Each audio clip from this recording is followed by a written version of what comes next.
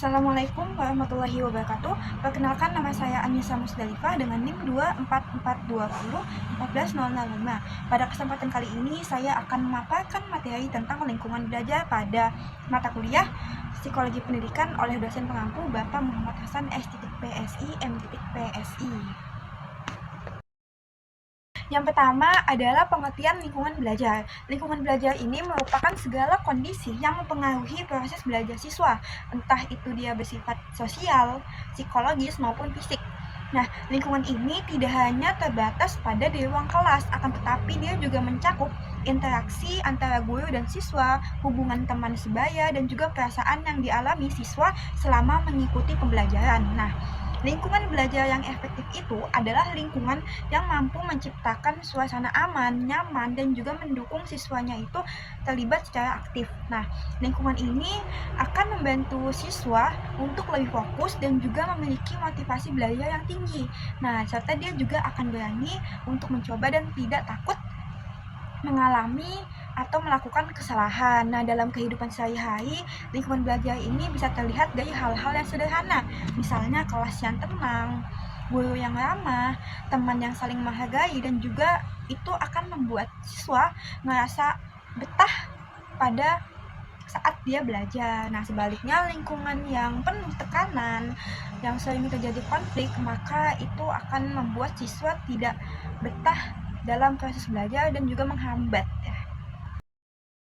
Selanjutnya ada tujuan lingkungan belajar. Lingkungan belajar yang baik itu bertujuan untuk menciptakan kondisi yang mendukung proses pembelajaran secara optimal. Nah, lingkungan yang efektif itu akan membantu meningkatkan keterlibatan siswa dalam kegiatan belajar, sehingga siswa itu tidak hanya menjadi pendengar tetapi juga aktif dalam menyampaikan pendapat ataupun memahami materi. Nah, selain itu juga lingkungan belajar yang terkelola dengan baik juga akan dapat mengurangi gangguan siswa di kelas, sehingga waktu belajar itu dapat dimanfaatkan dengan secara maksimal. Nah, lingkungan belajar ini juga berperan penting dalam mendukung perkembangan akademik siswa. Suasana yang nyaman dan juga kondusif akan membantu siswa itu lebih mudah untuk fokus atau berkonsentrasi memahami materi serta mencapai hasil yang terbaik pada suatu tugas. Nah, tidak hanya itu, lingkungan belajar yang positif itu juga memberikan dampak pada perkembangan sosial siswa,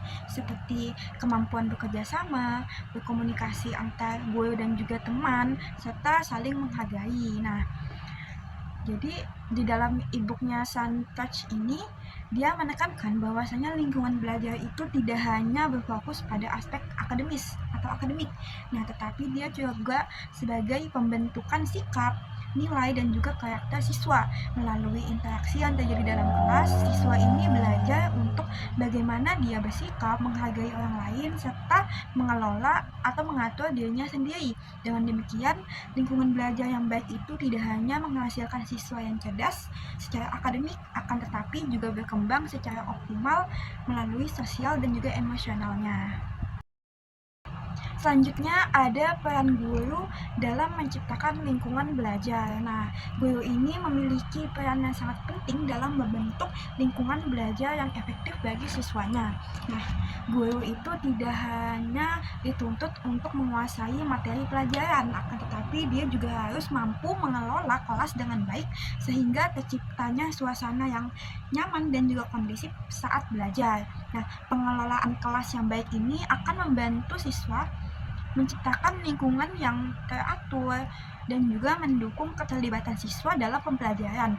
Nah, salah satu pendekatan yang dianjurkan oleh Suntouch dalam e-booknya itu adalah gaya otoritatif. Nah, yaitu guru ini dia mampu bersikap tegas dalam menetapkan aturan, tetapi dia tetap menunjukkan sikap yang hangat dan juga peduli kepada siswanya. Nah, dalam gaya ini guru itu memberikan batasan yang jelas mengenai perilaku yang diharapkan untuk siswanya. Namun dia tetap membuka ruang bagi siswa untuk berpendapat, bertanya, dan juga berpartisipasi dengan aktif. Nah, pendekatan ini dianggap cukup efektif karena dapat menumbuhkan sifat atau karakter disiplin sekaligus rasa percaya diri siswa. Nah, selain itu, guru juga berperan dalam membangun hubungan yang positif dengan siswa. Hubungan yang baik antara guru dan juga siswa ini akan menciptakan rasa saling percaya dan juga saling menghargai. Nah, ketika siswa ini merasa dihargai, mereka akan lebih terbuka dan juga akan lebih mau secara sukarela mengikuti pembelajaran, lebih berani mengemukakan pendapat, dan juga lebih termotivasi untuk belajar. Sebaliknya, hubungan yang kurang baik antara siswa dan guru ini akan membuat siswa merasa tidak nyaman dan juga enggan untuk terlibat secara aktif dalam proses pembelajaran. Nah, selanjutnya, guru juga dituntut untuk peka terhadap kondisi siswanya, baik dari segi akademik maupun emosionalnya. Nah, setiap siswa itu memiliki latar belakang, kemampuan, dan juga kondisi yang berbeda-beda, sehingga guru itu perlu memahami kebutuhan siswa tersebut. Nah, kepekaan guru terhadap kondisi siswa ini akan membantu dalam memberikan pendekatan pembelajaran yang tepat, sehingga siswa ini dapat belajar secara optimal. Nah, dalam kehidupan sehari-hari, peran guru dalam menciptakan lingkungan belajar itu dapat terlihat dari cara guru mengelola kelas dan juga berinteraksi dengan siswa. Misalnya, guru itu mampu menenangkan kelas tanpa harus marah-marah atau membentak-bentak siswanya.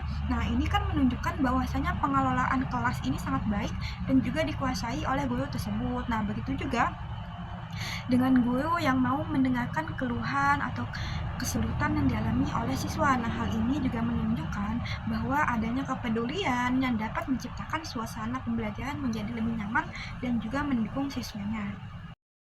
Selanjutnya ada karakteristik lingkungan belajar yang efektif. Nah, lingkungan belajar yang efektif itu adalah lingkungan yang mampu mendukung proses pembelajaran secara optimal, baik dari segi akademis, sosial, maupun emosionalnya siswa.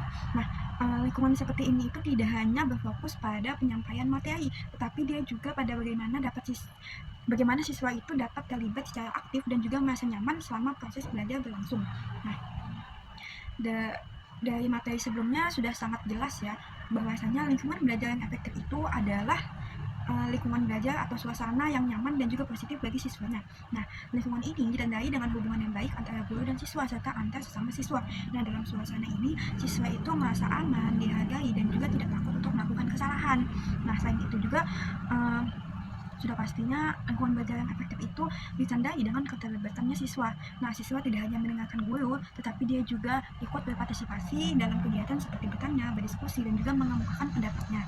Nah, keterlibatan ini menjadi suatu bukti bahwasannya siswa itu benar-benar terlibat dalam proses belajar, bukan sekedar menerima informasi secara pasif. Nah, selanjutnya ada karakteristik keteraturan di dalam kelas. Nah, lingkungan belajar yang efektif itu memiliki aturan ataupun juga prosedur yang jelas sehingga siswa ini mengetahui apa yang diharapkan dari mereka. Keteraturan ini membantu mengurangi gangguan dan juga membuat proses belajar itu lebih lancar. Nah, interaksi sosial yang positif juga mendukung proses belajar yang baik. Nah, dalam hal ini siswa didorong untuk saling bekerja sama, menghargai pendapat, dan juga membangun komunikasi yang baik. Nah, interaksi sosial sehat akan membantu siswa untuk berkembang, tidak hanya berkembang secara akademik, akan tetapi juga dalam keterampilan sosialnya dan juga berkomunikasi. Selain aspek sosial, kondisi fisik kelas itu juga mempengaruhi ya, kayak seperti misalnya kelas yang bersih, rapi, memiliki pencahayaan yang cukup, serta penataan ruang yang baik. Nah, ini akan membuat siswa itu lebih nyaman dan juga fokus, serta dia tidak bosan gitu. Kondisi fisik ini dia juga kurang mendukung ketika menjadi hambatan dalam proses pembelajaran. Sistem yang kompleks dan juga dinamis. Nah, dalam lingkungan belajar, khususnya di dalam kelas, dipahami itu sebagai suatu sistem yang kompleks atau dinamis. Nah, artinya kelas itu bukanlah tempat yang sederhana, melainkan lingkungan yang dipenuhi oleh berbagai aktivitas, kegiatan, dan juga perbedaan individu yang terjadi secara bersamaan. Nah, disebut kompleks karena di dalam kelas itu terdapat banyak sekali unsur yang saling berkaitan. Guru tidak hanya mengajar, tetapi dia juga harus mengelola perilaku siswanya, mengatur waktu, serta memperhatikan kebutuhan setiap siswanya. Nah, sementara itu, siswa yang memiliki latar belakang, kemampuan, minat, dan juga gaya belajar yang berbeda-beda, nah, semua perbedaan ini akan mempengaruhi bagaimana proses belajar itu berlangsung. Nah, selain itu juga, kelas juga melibatkan interaksi sosial yang terus terjadi, baik antara guru maupun dengan teman sebaya. Nah, interaksi interaksi ini bisa berupa diskusi, kerjasama, atau bahkan konflik kecil. Nah, hal tersebut menjadikan lingkungan belajar ini tidak statis tetapi terus berkembang sesuai dengan situasi yang terjadi. Nah, lingkungan belajar ini dia juga bersifat dinamis, yaitu dia selalu berubah dari waktu ke waktu. Suasana kelas dapat berubah dengan cepat tergantung pada kegiatan yang dilakukan siswa dan juga kondisi siswa yang ada di dalam kelas. Misalnya saat guru menjelaskan materi, suasana kelas itu cenderung tenang dan juga senyap atau sunyi. Namun ketika masuk kegiatan diskusi kelompok atau ketika mengerjakan sesuatu praktek, maka siswa akan menjadi lebih efektif dan juga ramai. Nah, perubahan ini menunjukkan bahwa lingkungan belajar itu tidak selalu sama dalam setiap waktu. Guru itu perlu mampu menyesuaikan diri dengan kondisi tersebut agar proses belajar itu tetap berjalan dengan baik. Nah, kemampuan guru dalam mengelola kelas itu ketika mengalami perubahan sangat penting untuk menjaga suasana kelas tetap kondusif.